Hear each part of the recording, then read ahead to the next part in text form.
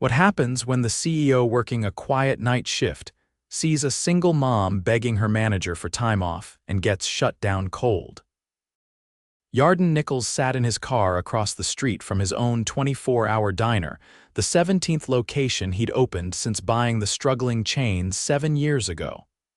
Back then, it hadn't even been breaking even. Now it was thriving on paper. But paperwork didn't show the attitude behind the counter or the way people were treated after midnight. This particular location, Store 12, had been drawing attention lately. Staff turnover was high, customer reviews were mixed, and the overnight crew always seemed to be short. The district manager blamed the generation not wanting to work nights, but Yarden wasn't buying it. He needed to see it for himself. So he walked in just before midnight, dressed in a faded hoodie, worn jeans, and a trucker cap that shadowed most of his face. A fake name badge Rick hung around his neck. His beard was fuller now and he'd added glasses. It helped that he'd never met anyone at this location face to face. Rick, the assistant manager, a lanky kid named Joel, called out. "You're the new trainee, right?" "Yep," Yarden said, keeping his voice low. "Here to learn the ropes, all right. We're swamped and understaffed, so just shadow Zadie until 2, she'll show you the basics." Zadie, that name stood out. She was the one the reports always mentioned doing double shifts, the one customers praised for being the only reason I come back. She walked out from the kitchen carrying 2 plates and a bucket of stress on her shoulders. Her hair was pulled back in a messy bun and she moved fast, but her eyes were tired. "You're the trainee?" she asked, setting the plates down on a table. "Stick close, no time to explain much, just do what I do." Yarden followed her through orders, dishes, and cleanup. She never stopped moving, never raised her voice, never cut corners. She even refilled a homeless man's coffee twice without charging him. "He's here every night," she said quietly. "Doesn't cause trouble, doesn't eat, just sits. Least I can do." By 1:30, the floor was finally clear. Zadie leaned on the counter, rubbing her temples. Joel had disappeared into the back hours ago. Yarden stood beside her, wiping down menus. "You always work nights?" he asked. 3 nights a week, 2 doubles. Got a 6-year-old at home." "My sister watches her overnight." "You ever call out?" She gave a dry laugh. "If I do, they cut my hours. I've only got 1 week's rent saved. Can't risk it." That hit him hard. He used to work nights too before the company. He knew the grind. A door swung open behind them. A man in his early 40s, broad chest, shaved head, button-down shirt half untucked, walked out of the office. "Zadie," he barked. "Office, now." She stiffened and followed him. Yarden, staying close, leaned just enough to overhear. "I need next Tuesday night off," she said quietly. "My daughter's got a fever, my sister can't watch her, and I can't leave her alone." The manager, whose nameplate read Trent, didn't even blink. "Not my problem, you call out, don't bother coming back." There was a pause, then her voice cracking a little. "It's just 1 night. I've covered every shift you've asked." "Then you should have planned better," he said. "You want to keep a job, you show up. Simple as that." Yarden's stomach turned. He looked through the small window into the office and saw Zadie standing there, hands clenched, her eyes glassy, but she didn't cry. She just nodded and walked out. "Everything good?" Yarden asked as she passed. "Fine," she said, voice tight. "Let's just finish up." He couldn't believe what he'd just heard. Not only was Trent heartless, he was actively pushing away the one person holding this place together at night. Then Joel popped out from the back, holding a soda. "You guys good? I'm clocking out." Zadie blinked. "You were on break for 2 hours," Joel shrugged. "Nothing to do, it's dead." Yarden saw the look on her face, anger, exhaustion, but mostly resignation, like she'd seen this too many times. He followed Joel to the back and waited until the kid stepped outside. "Hey," Yarden said, voice firm now, "you always leave early." Joel squinted at him, confused. "Who are you, man? The new guy?" "Just asking a question," Joel scoffed. "Whatever, I'll see you next shift." "If you make it." Yarden waited until the door shut behind him, then pulled out his phone. He didn't text or make a call. He just looked at the home screen, the photo of his own daughter when she was 6. He clenched his jaw. This wasn't going to be another report on my desk situation. He was going to fix this himself. But first, he needed to see how far the damage went. At 3:17 in the morning, the place was dead quiet, save for the low hum of the fridge compressors and the occasional clink of silverware from the dish station. Zadie was wiping down the soda machine with the kind of mechanical focus that came from muscle memory, not energy. Yarden stood by the register, pretending to study the POS system layout. Trent hadn't come back out of the office. Joel was long gone. Zadie didn't speak for a while, which suited him fine. He wasn't there to make conversation. He was watching, listening. A young man in a faded green hoodie came in, nodded to Zadie, and took a stool at the counter. She greeted him with a quiet, "Hey, Malik," and poured him water without asking. No order pad, no upsell, just a human moment. Yarden leaned in a bit. Regular? Yeah, works the bakery across the street, breaks at 3, doesn't make much. She set a single pancake in front of the guy. He didn't pay. Yarden glanced at the register. No ring up, no entry. Zadie caught his look. It's end of day overstock. We toss him otherwise. He nodded slowly. You pay for it. No, I just make sure it doesn't show up on inventory. I log it as shrink. It's food either way. Malik gave a quiet thanks and ate without looking up. Yarden turned his attention back to the kitchen. Fryers were clean. Grill was spotless. Floor mopped. It was clear who was keeping it that way. Zadie hadn't sat once in over 3 hours. He'd offered to take the garbage out earlier. She'd waved him off and done it herself. At 3:45, the front door opened again. 2 guys in reflective vests and construction boots walked in, loud and joking with each other. They looked around, then spotted the empty counter. Yo, where's the manager? One asked, voice sharp. Zadie stepped out from the back, apron damp around the edges. Morning, dining room's open seating. You can sit anywhere. Yeah, okay, but we've been here last week and our order was wrong. Manager said we'd get a free comp this time, the other said, already pulling out his phone. Zadie didn't flinch. I can take care of you, but I need to see the comp note. Manager usually leaves those in the system. One of them laughed. He said it was verbal, told us to just come in, said you'd know. She moved to the terminal. I don't have anything logged like that. I can get you a discount, man, come on. You trying to scam us now? The taller one leaned in, voice rising. You think we're making this up? Yarden stepped forward before she could respond. She's just following policy. You want food, order it. The guy turned, sizing him up. And who are you? Night trainee, Yarden said calmly, but I know enough to tell you no comp's been approved. The construction worker looked him over, then turned back to Zadie. This your backup? What he gonna throw us out? She didn't look up. No one's throwing anyone out. You're welcome to order anything on the menu. I'm just not authorized to give away meals without a record. They grumbled, but eventually sat down. She took their orders and went to the kitchen. Yarden followed. That happen often, once a week, she said, cracking eggs into a bowl. Different faces, same tone.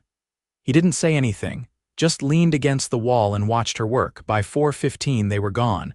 No tip. Plates barely touched. Yarden stepped into the back office while Zadie ran the register. Trent was at the desk, watching a sports clip on his phone. You comped those guys last week? Yarden asked. Trent looked up. What? 2 construction guys, said you offered them a free meal. Oh, those guys? Nah, I told them to call corporate if they had a problem. Bunch of freeloaders. So why'd you let them believe they'd get a comp? Trent shrugged. Gets rid of them faster. Zadie can handle it. She always does. Yarden stared at him for a long second. You do realize that puts her in a bad spot, right? She's a grown woman. She can say no. She did. But that's not the point. Trent looked up again, annoyed now. You a trainee or you here to manage me? I'm here to understand how the place runs, Yarden said. And I'm seeing some serious gaps in leadership. Trent stood up. Look, I've been running this store for 3 years.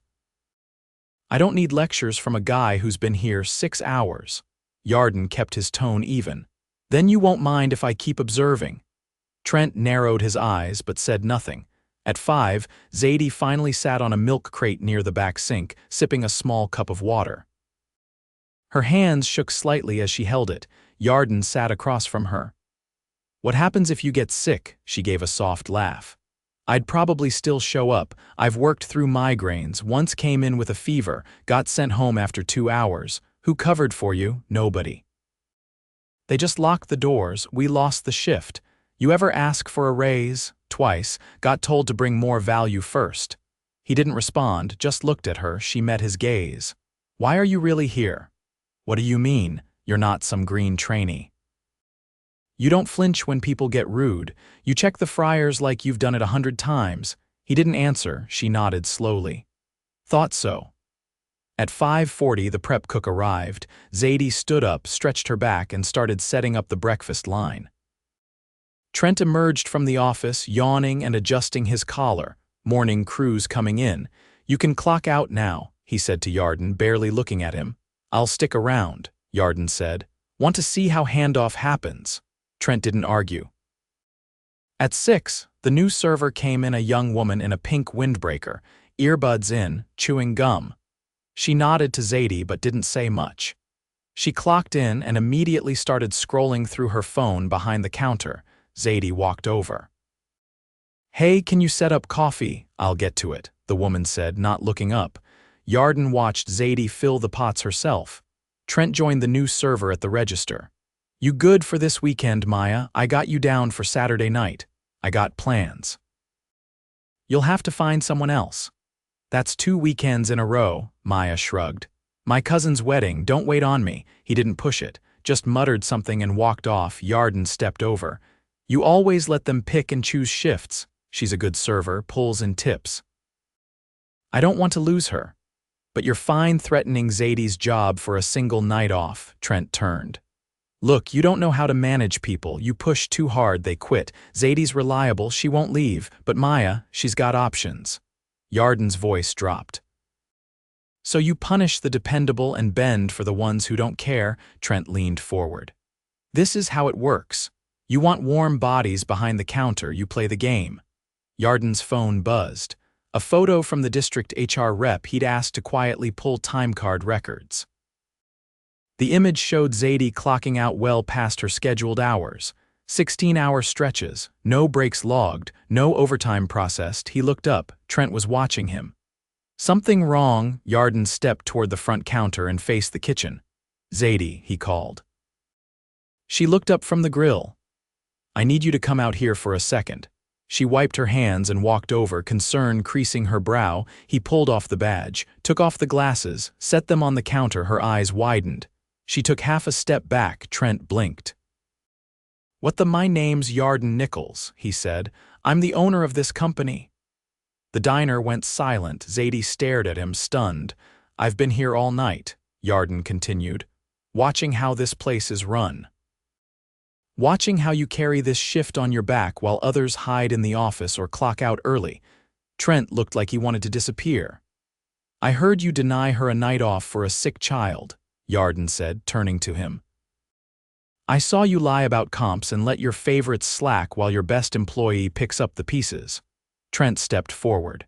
Yarden, listen, it's not what you think. You're done here. Yarden's voice cut through everything. Clean out your office. Your employment is terminated as of now. Maya looked up from her phone, stunned. Zadie didn't move. Yarden turned to her. You're not working another double without overtime. You're not covering for ghosts, and you're getting that night off. She opened her mouth, then closed it. Her eyes were glassy, but she didn't cry, just nodded. We'll talk more later, he said, softer now. But you're not alone in this anymore. She exhaled long and slow and finally let herself sit. The sun was rising through the large, dusty windows at the front of the diner, casting long bands of light across the scratched tile floors. Yarden remained behind the counter, watching the space shift from graveyard quiet to the slow churn of early morning regulars. He hadn't slept, but his mind was sharp, more alert than it had been in weeks. Trent didn't argue. He left without a word, his keys on the desk. The office door left slightly ajar. Zadie had returned to the grill, but something in her rhythm had changed. She wasn't rushing anymore. She moved with care, still efficient but not frantic. She didn't speak unless necessary. The silence between them now wasn't tension, it was space. She needed it, and Yarden gave it. At 6:30, the general manager assigned to oversee the region, a woman named Carla, arrived. She'd gotten the message Yarden sent just after the reveal and drove in from the next town over without stopping home. Her eyes scanned the room quickly, landing on him. "Didn't expect this call," she said under her breath as she approached. "Didn't expect to make it," Yarden replied. Carla glanced toward the office. "Trent gone, clean break," she nodded once. "You want me to take over the shift?" "No," he said. "You're here to listen." She straightened her posture. "I'm listening," he motioned toward the register. "3 people didn't show last night. Joel left early."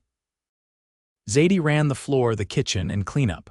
Alone, Carla's brow furrowed. "We've had problems staffing overnights everywhere. I figured this store was just—" "Don't finish that sentence," Yarden cut in. "This wasn't about a staffing crisis, it was about a leadership one. Trent kept the wrong people happy and let the ones doing the work drown." Carla didn't argue. "What do you need from me?" "A full audit of every staff member's time cards and role. I want accurate hours logged and pay adjusted retroactively if anything's out of line." She pulled out a small notebook. "And moving forward, no more unapproved overtime, but no more unpaid labor either. And I want a hiring freeze lifted immediately. Get Zadie help." Carla hesitated. "We've been under budget constraints." "Then adjust the budget," Yarden said. "This store makes enough to support a full overnight crew. The money's there, it's just been misused." Zadie slid a plate of eggs and toast onto the pickup window. "Order up." Yarden turned to her. "You have a minute." She wiped her hands and walked over, standing just inside the boundary of the counter. "Yeah, this is Carla," he said. "She's going to help staff the overnight properly, and we're reviewing all your hours from the last 90 days. If there are gaps, you'll be compensated." Zadie didn't react immediately. "I'm not looking for a handout." "It's not a handout, it's wages you earned," Yarden said. "You kept this place standing. That's not a favor, it's the job you were already doing." Carla offered a small nod. "We'll also be reassigning shift leads. I'd like your input on who's worth training and who's not." Zadie considered that. "You'll want to talk to Marisol. She does prep mornings and knows who's been pulling weight. I'm not in the loop with the other shifts." Yarden stepped closer. "And you shouldn't have to be. That ends now." Zadie looked at him for a long time. "You going back to corporate after this?" "Not yet," he said. "I've got more shifts to work, different locations, but I'll be checking in here directly, no filters." She nodded slowly. "All right." Carla excused herself to the office to start pulling reports. Yarden poured himself weak coffee and sat at a corner booth, watching the regulars come in. A man with a weathered denim jacket nodded at Zadie as she brought over his usual without asking. She didn't smile, but she stood a little straighter when he said thank you. By 7, the energy had shifted. Fresh staff trickled in. Marisol, a short woman with deep lines around her eyes and a quick, efficient stride, entered through the back. She exchanged a brief word with Zadie, then set up her station with practiced ease. Yarden approached her. "You're Marisol," she gave him a wary look. "That depends who's asking." "Name's Yarden, I'm the owner." Her eyes narrowed. "Like the owner?" He nodded. She wiped her hands on her apron. "You here to shut us down?" "No, I'm here because I saw things last night that need to change." Marisol crossed her arms. "Took you long enough." "I deserve that." She looked him over. "So what happens now? You're going to help Carla clean up this mess." "I need a straight assessment, who's working, who's not. No politics, just facts." Marisol nodded. "You better be ready for the truth, it's ugly." "I've already seen it start to show." She pointed toward the front. "Zadie's the only reason the night shift still functions. They lose her, this place collapses." "I know. She needs backup, and not just warm bodies, real workers." "Then we'll find them." Marisol gave him a long look. "All right, I'm in." By 8, Carla had already flagged 3 employees with questionable timecard activity, Joel among them. His hours consistently overlapped with breaks that stretched well past policy limits, and there were multiple clock outs where his location badge never showed him leaving the building. Yarden read through the records on her tablet. "Terminate him. Today." Carla didn't hesitate. "Done." She tapped a few notes into her phone and walked off to make the call. Zadie had clocked out but was still sitting at the far booth, sipping water. Yarden joined her. "You could have gone home." "I will, just needed to sit somewhere that didn't smell like fryer oil." He chuckled once. "Fair," she studied him. "You going to do this at every store?" "Not like this, but I will be showing up." "Good." They sat in silence for a moment. She looked out the window. "You know what I kept thinking last night?" "What?" "That maybe it was me, that I was doing something wrong. That if I just worked harder, maybe things would get better." Yarden leaned forward. "It wasn't you, it was the structure and the people protecting the wrong things." She nodded. "I know that now, but it's hard to unlearn. You won't have to do it alone." She didn't smile. But she didn't look away either. At 9, Carla returned with a folder of printed reports. "We've got a full picture now. I'll start interviewing candidates for night lead. Zadie's recommended 2 people from swing shift who might be worth training." "Move quick," Yarden said. "We need stability here."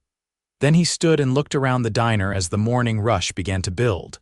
Orders shouted, plates clattered, the smell of scrambled eggs and burnt toast filled the air. It looked almost normal, but now it was running clean. Honestly. He walked to the door, paused, and looked back at Zadie. "I'll be in touch, not through an app, not through a report, direct." She raised her cup slightly in acknowledgement.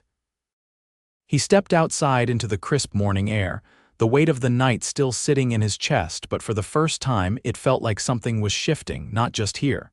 Everywhere. 2 weeks later, Yarden stood outside store 12 again, this time in broad daylight. The morning breeze carried the smell of fresh batter and brewed coffee through the open door. He wasn't undercover anymore. Everyone inside knew who he was, but that didn't mean he was there as a figurehead. This visit, like all the ones before, it was about watching how things worked when no one thought they were being watched. Inside, the energy was different. Not louder or faster, just steadier. The dining room wasn't chaotic. Orders were moving, the kitchen staff had their heads down, and the new night lead, a woman named Desiree, was finishing her shift with a checklist in hand and a clipboard tucked under her arm. Zadie had moved to swing shift temporarily. It wasn't a demotion, quite the opposite. She'd asked to ease off nights while she figured out childcare long-term. Yarden had approved it without hesitation. He stepped through the door, nodding at the new hostess. She looked up, recognized him, and gave a short, respectful nod back without freezing up or panicking. That was a good sign. He wasn't here to be tiptoed around. Marisol spotted him first. "You just checking in or expecting paperwork?" "Neither," Yarden said. "I'm here to see if the changes are holding." She motioned toward the line. "We're running clean. Desiree's solid. Doesn't talk much, but she tracks everything." "Anyone pushing back?" Marisol narrowed her eyes. "Not anymore." Yarden followed her gaze to the prep station, where Maya, the morning server who used to scroll on her phone, was now assembling the condiments tray without being asked. Her posture was sharper, her earbuds gone.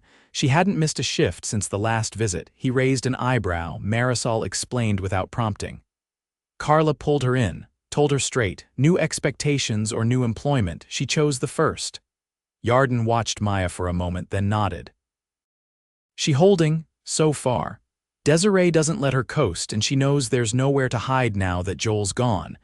He walked back toward the manager's office where Carla was reviewing a staffing chart on her tablet. "Payroll clean?" he asked. She looked up. "Corrected and back paid." "Took some digging, but the system's up to date. We've got 2 new hires in training for nights, both former employees who left under Trent. They came back after hearing he was gone." He glanced at the schedule pinned on the corkboard. "You still short anywhere?" "We're light 1 dishwasher 3 nights a week," Carla admitted. "But Desiree's covering until we hire. She doesn't mind. Says she'd rather handle it herself than risk bringing in someone who's not serious." Yarden looked through the kitchen window. Desiree was wiping down the prep cooler, methodical and focused, no wasted movement, just work. "Give her hiring authority for that role," he said. "If she's going to run the shift, she should decide who's on it."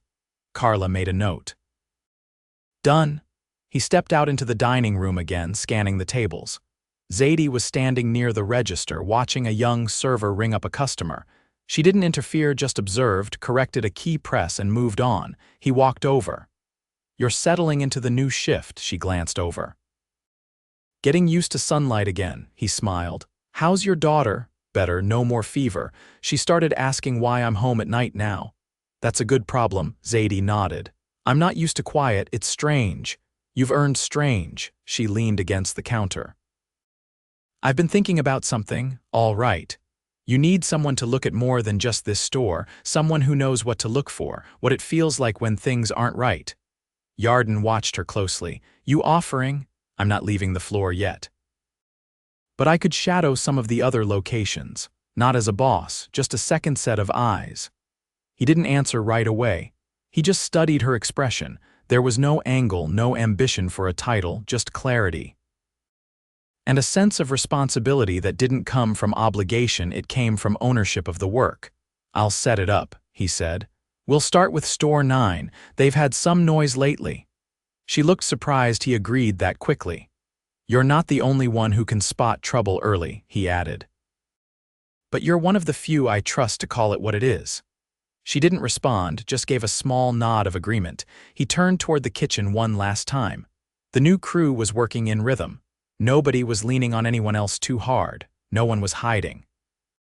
The homeless man who used to sit quietly in the corner was there again, sipping the coffee Zadie had once given him under the table. Now, it was rung up as part of a staff-supported discretionary fund they'd started last week. Voluntary, transparent, and tracked. It wasn't charity. It was dignity. Yarden left without fanfare. He didn't need to make a speech or hold a meeting. The people who needed to be gone were gone. The ones who stayed had earned their place. And the ones stepping up weren't doing it for recognition, they were doing it because someone had finally cleared the path. As he walked back to his car, he thought about how close he'd come to missing it, how easy it would have been to sign off on another district report and never see the rot underneath. But that night behind the counter changed that. He'd seen what leadership looked like in quiet moments, in small decisions, in the way someone carried a shift on their back without complaint. And now, that kind of leadership was at the center of the business.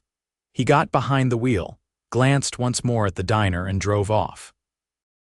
Not to disappear, but to show up again somewhere else, unannounced, unexpected, and fully awake. The company wasn't just numbers, it was people, and he wasn't going to forget that again.